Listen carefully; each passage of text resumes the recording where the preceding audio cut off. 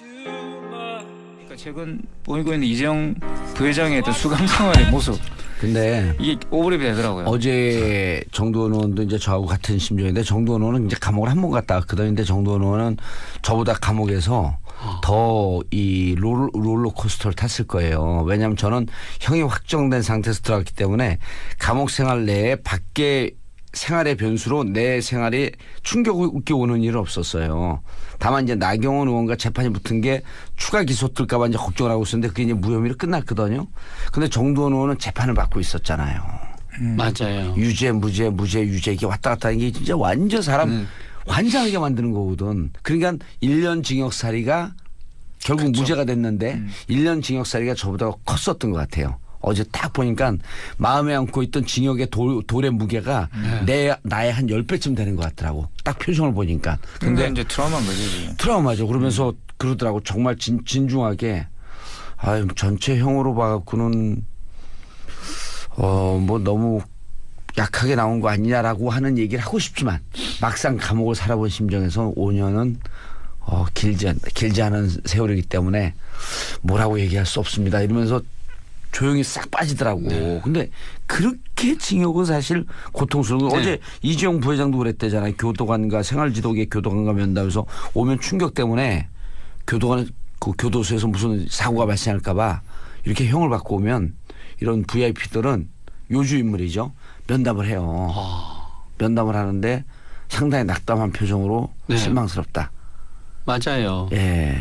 그러니까 실망스러울 수밖에 없죠. 최 원장님 감옥 사는 사람들 심리 상담 해줘 본 적 있어요? 저는 감옥에 갔다 온 분들은 해드린 적이 있었어요. 예. 감옥에 신청하면 네. 이렇게 봉사활동 할 수 있거든요. 네. 그런 분들 좀 해주세요. 왜냐하면 괜찮은 프로그램이에요. 해줘야 돼요. 그거. 아니 와요. 근데 오는데 수준이 이렇게 원장님처럼 좀 높고 잘 이렇게 깊이 분석해 주는 분들이 오면 정말 마음의 위안이 되거든. 이재용 부회장님도 네. 되게 이재용 부회장도 요새 되게 신앙 서적을 많이 읽는데요. 아내들하면 읽을 수밖에 없어요. 이 또한 지나가리라. 네. 그래가지고 그렇게 신앙 서적을 많이 읽는 거를 보면 역으로 추출해 보고 때 마음이 그렇게 편안한 것만은 아니에요.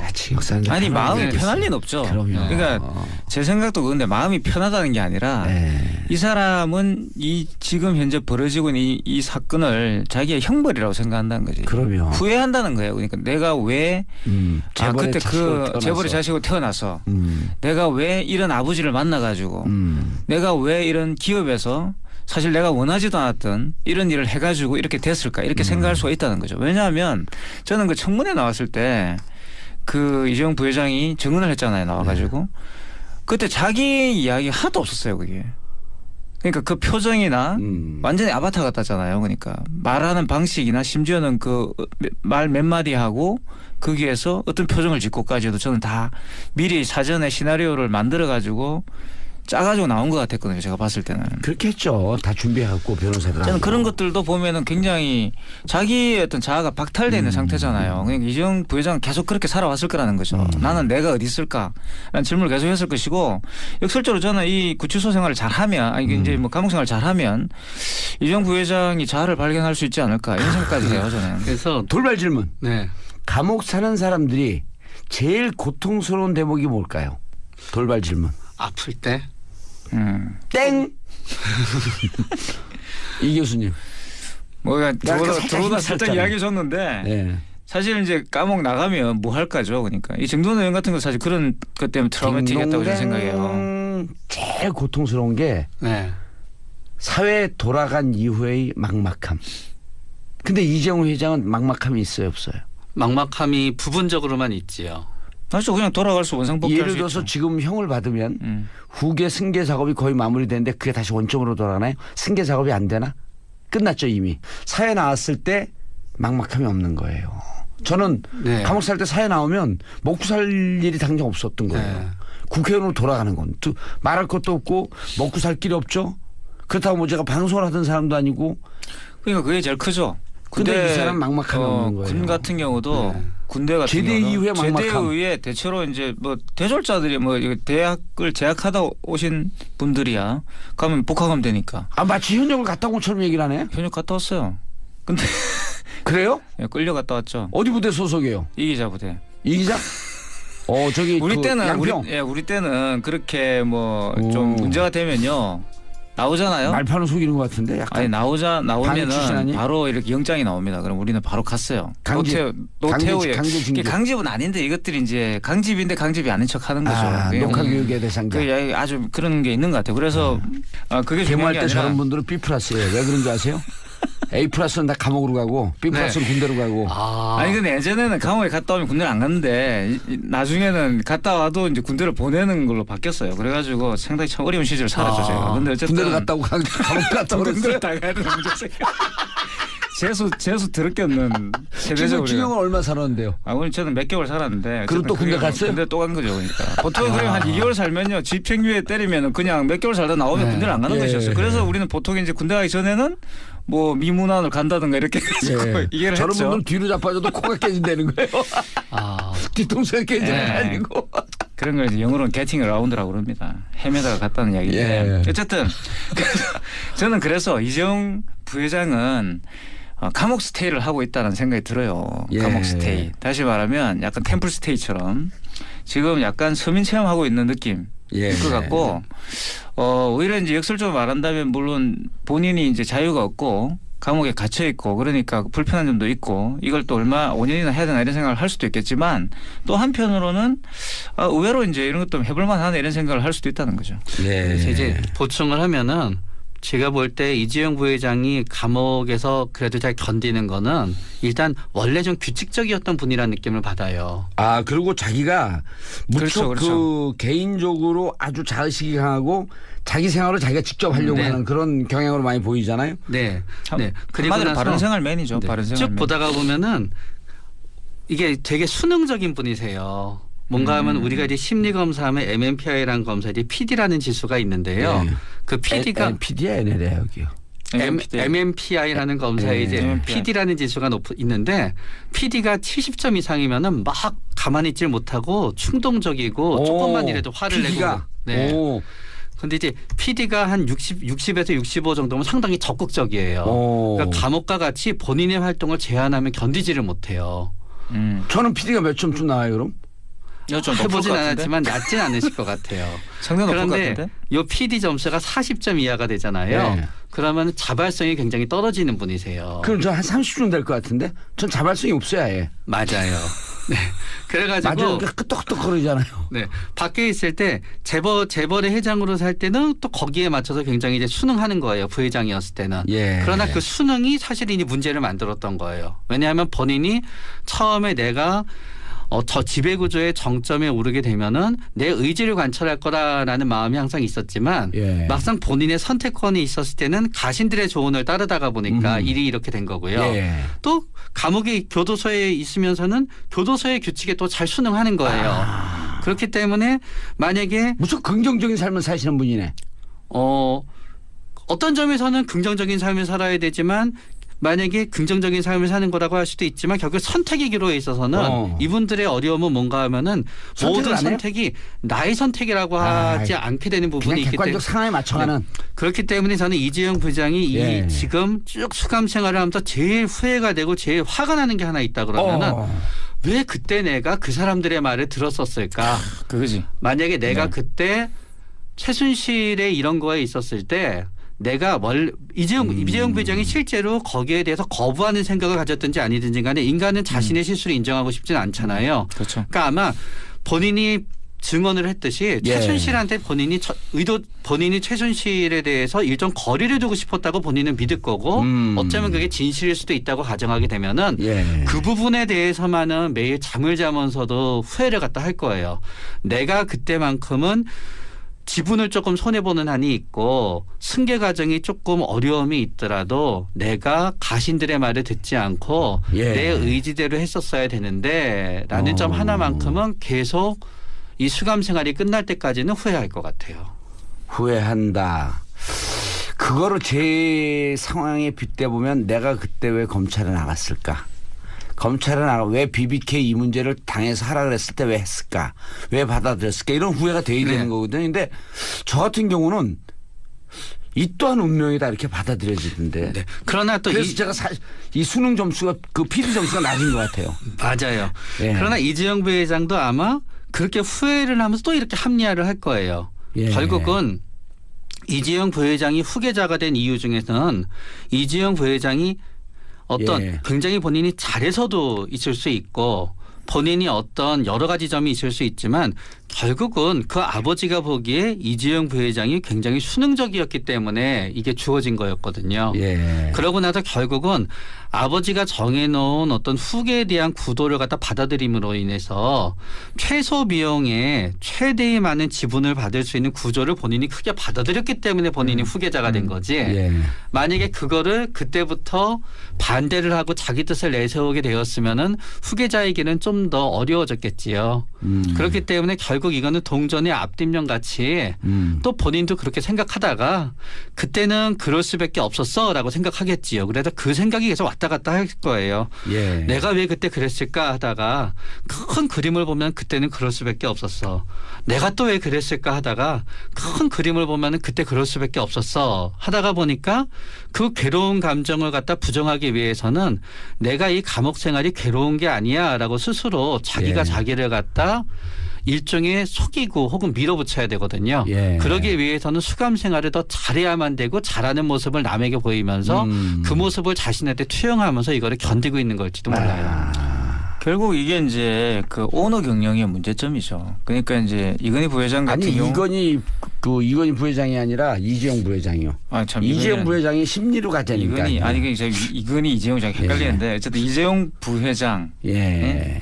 물론 이건희 회장 또 사실은 뭐 한때 부회장이었잖아요. 예. 그러니까 그 앞에는 이병철이라는 또 그죠. 어마어마한 산이 있었던 거고 사실 이건희 회장 같은 경우도 이병철 그 자기 아버지에 대해서 그렇게 호락호락한 그 아들은 아니었어요. 그런데 이제 어떻게 보면 이런 오너 경영을 유지하기 위해서 결국 이재용 부회장 같은 경우도 최순실 게이트에 가담한 거나 마찬가지 아닙니까? 결론적으로 말한다면 이재용 부회장 같은 경우 삼성을 뭐 최연료 기업 또는 뭐 제대로 된 기업으로 만들고 싶다 이런 이야기를 했지만 평소에 결론적으로는 그 오너 경영에서의 그 지분을 확보하기 위해서 결국 최순실의 손을 잡을 수밖에 없었다는 거죠.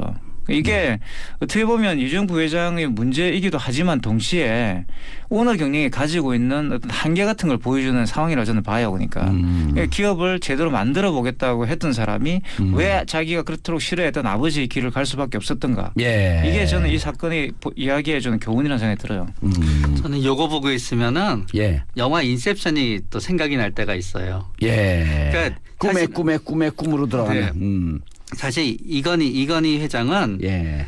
이병철 회장에 대해서 일종의 알렉산더 콤플렉스가 있었어요. 어허. 그러니까 지금 아버지가 다 만들어 놓은 거잖아요. 예. 그러니까 사람들은 처음에 능력을 인정하지 않았거든요. 그러다가 보니까 아버지가 하지 않은 영역으로 도전해야 됐었기 때문에 그게 삼성 자동차라고 분석하는 사람들이 있어요. 뭔가 아닌 걸 해보고 싶다. 그런데 거기에서 이제 아니게 되는 거고 이제 규모를 키우게 된 거죠. 예. 근데 영화 인셉션을 보다가 보면은 결국 사람들이 그 사람들한테 꿈을 갖다 자꾸 해서 그 사람을 바꾸려고 하는 게 그 올바른 경영을 하라는 식으로 해서 결국 그 사람의 어떤 그랬죠. 재벌 인셉션에. 집단을 갖다 무너뜨리려고 하는 거잖아요. 그렇기 때문에 이재용 부회장은 알렉산더 콤플렉스 때문에 아버지의 반대로 올바른 경영을 하려고 하게 됐었는데 그게 생활처럼 안 결국은 됐다. 수능성에 의해서 좌초가 됐기 때문에 더욱더 뼈저릴 거란 거죠. 근데 심정적으로는 판결을 받았을 때는 괴롭지만 대체로 네. 네. 교정 생활에 잘 적응하고 네. 있는 것으로 보인다.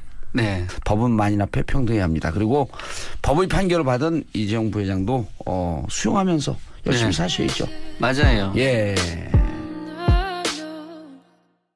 이 교수님. 뭐가 살짝 들어오다 살짝 힘들었잖아요. 이야기해 줬는데 예. 사실 이제 감옥 나가면 뭐 할까죠. 그러니까 이 정도는 의원 같은 거 사실 그런 것 때문에 트라우마틱했다고 저는 생각해요. 제일 고통스러운 게 네. 사회에 돌아간 이후의 막막함. 근데 이재용 회장은 막막함이 있어요, 없어요? 막막함이 부분적으로만 있지요. 사실 그냥 돌아갈 수 원상복귀할 예를 수 들어서 있죠. 지금 형을 받으면 후계 승계 작업이 거의 마무리되는데 그게 다시 원점으로 돌아가나요? 승계 작업이 안 되나? 끝났죠 이미. 사회 나왔을 때 막막함이 없는 거예요. 저는 네. 감옥 살 때 사회 나오면 먹고 살 일이 당장 없었던 거예요. 네. 국회의원으로 돌아가는 건 또 말할 것도 없고 먹고 살 길이 없죠. 그렇다고 뭐 제가 방송을 하던 사람도 아니고. 그러니까 그게 제일 크죠. 근데 이 사람 막막함이 없는 거예요. 군 같은 경우도 네. 군대 같은 제대 경우도 이후에 막막함. 제대 이후에 대체로 이제 뭐 대졸자들이 뭐 이거 대학을 재학하다 오신 분들이야 가면 복학하면 되니까. 신청하면 네. 이렇게 봉사활동 할 수 있거든요. 네. 그런 분들 좀 해주세요. 왜냐하면 괜찮은 프로그램이에요. 해줘야 돼요. 그거. 아니 와요. 근데 오는데 수준이 이렇게 원장님처럼 좀 높고 잘 이렇게 깊이 분석해 주는 분들이 오면 정말 마음의 위안이 되거든. 이재용 부회장님도 네. 되게 이재용 부회장도 요새 되게 신앙 서적을 많이 읽는데요. 아내들하고는 읽을 수밖에 없어요. 이 또한 지나가리라. 네. 그래가지고 그렇게 신앙 서적을 많이 읽는 거를 보면 역으로 추출해 보고 때 마음이 그렇게 편안한 것만은 아니에요. 아니 마음이 있겠어요. 편할 리는 없죠. 그럼요. 그러니까 제 생각도 그런데 마음이 편하다는 게 아니라 이 사람은 이 지금 현재 벌어지고 있는 이 사건을 자기의 형벌이라고 생각한다는 거지. 그럼요. 후회한다는 거예요. 그러니까 내가 왜 재벌의 그때 자식으로 그 재벌의 자식으로 태어나서 내가 왜 이런 아버지를 만나가지고 내가 왜 이런 기업에서 사실 내가 원하지도 않았던 트라우마죠. 그러면서 그러더라고. 정말 진중하게 전체 형으로 봐갖고는 뭐 너무 약하게 나온 거 아니냐라고 하는 얘기를 하고 싶지만 막상 감옥을 살아본 심정에서 5년은 길지 않은 세월이기 때문에 뭐라고 얘기할 수 없습니다. 이러면서 조용히 싹 빠지더라고. 네. 근데 그렇게 징역은 사실 고통스러운 거. 네. 어제 이재용 부회장도 그랬대잖아요. 교도관과 생활지도계 교도관과 면담에서 오면 충격 때문에 교도관 그 교도소에서 무슨 사고가 발생할까 봐 이렇게 형을 받고 오면 이런 VIP들은 요주인물이죠. 면담을 해요. 면담을 하는데 상당히 낙담한 표정으로 네. 실망스럽다. 맞아요. 예. 그러니까 실망스러울 수밖에 없죠. 최 원장님 감옥 사는 사람들 심리 상담 해줘 본 적 있어요? 저는 감옥에 갔다 온 분들은 해드린 적이 있었어요. 예. 감옥에 이런 일을 해가지고 이렇게 됐을까 이렇게 생각할 수가 있다는 거죠. 왜냐하면 저는 그 청문회 나왔을 때 그 이재용 부회장이 증언을 했잖아요. 나와가지고 그때 자기 이야기 하나도 없었어요. 그게.